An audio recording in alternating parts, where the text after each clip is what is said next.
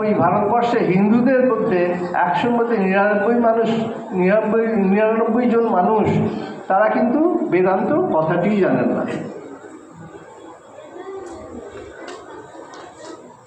একজন যে জন্ম থেকে আলো দেখেনি, তাকে তার কানে কানে আপনি জলে আলোর ফিজিক্স, কেমিস্ট্রি, ম্যাথমেটিক্স যাই বোঝান, সে আলো কি সে বুঝতে পারবে না। কিন্তু তাকে যদি কোনোভাবে আলো বোঝার ক্ষমতা তাকে দেওয়া যায়, সে যদি আলো দেখতে পায় তবেই সে বুঝতে পারবে এই হচ্ছে আলো। সুতরাং বেদান্ত এত ভালো, বেদান্ত তত ভালো, বেদান্ত এইরকম, বেদান্ত সেই রকম, আমি বেদান্ত পড়ে এই বুঝেছি সেই বুঝেছি, এই সমস্ত বললে বেদান্ত সম্বন্ধে আপনাদের কাছে কোনো ধারণা পৌঁছবে না। আমি সরাসরি আপনাদেরকে বেদান্ত তুলে এনে আমি উপস্থাপিত করব। আমি আগেই বলেছি আমি সন্ন্যাসী নই, আমি গুরু নই, আমি আপনাদেরকে বুঝিয়ে দিতে পারবো না যে শাস্ত্রবাক্য কী, এগুলো আমি বোঝাতে পারবো না। আজ থেকে 40,000 বছর আগে যে ঋষিরা এই কথাগুলি বলেছেন, সেই কথাগুলি আমি তুলে আনতে পারি এবং আপনারা যদি বুঝতে পারেন আপনারা বুঝবেন। তবে আমি একটা কথা বলি, সেটি হচ্ছে যে 40,000 বছর ধরে যেই শ্লোকগুলি আজ পর্যন্ত ভারতবর্ষের সনাতন ধর্মের মধ্যে লুকিয়ে আছে, সেই শ্লোকগুলির মধ্যে কতখানি দৃঢ়তা আছে সেটি আপনারা শ্লোকগুলি শুনলে তবে বুঝতে পারবেন।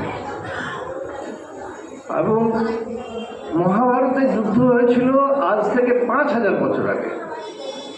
আমি আপনাদেরকে বললাম বেদের রচনা হয়েছিল আজ থেকে অন্ততপক্ষে 40,000 বছর আগে। তফাৎ বুঝতে পারছেন, 5,000 আর 40,000। মহাভারত এবং গীতা এর উদ্ভব হচ্ছে আজ থেকে 5,000 বছর আগে। বেদান্ত এবং উপনিষদ এর উদ্ভব হচ্ছে আজ থেকে প্রায় 40,000 বছর আগে। অথচ দুঃখের বিষয়, আমরা সনাতন ধর্ম বলে গর্ববোধ করি, কিন্তু আপনারা এই 5,000 বছরের আগে কোনো কিছু সম্বন্ধে আমরা আগ্রহ অনুভব করি না। আমি মানুষের, হিন্দুদের এই যে সংকীর্ণতা, এইটির জন্যে কিন্তু আমরা চাইছি যে বেদান্ত এবং বেদের প্রচার হোক। ফ্রিডম প্রচার সমিতি আজ আমরা বহু বছর ধরে এটি চেষ্টা করে যাচ্ছি। আমরা হয়তো বেশি কিছু বলতে পারিনি, হয়তো বেশি লোকের কাছে পৌঁছতে পারিনি, আপনাদের মধ্যে অনেকেই উঠে গেছেন, কিন্তু যারা আছেন তারা যদি দয়া করে উপনিষদের কথা, কয়েকটি কথা শুনে যান, তাহলে আমরা নিজেদেরকে ধন্য মনে করব।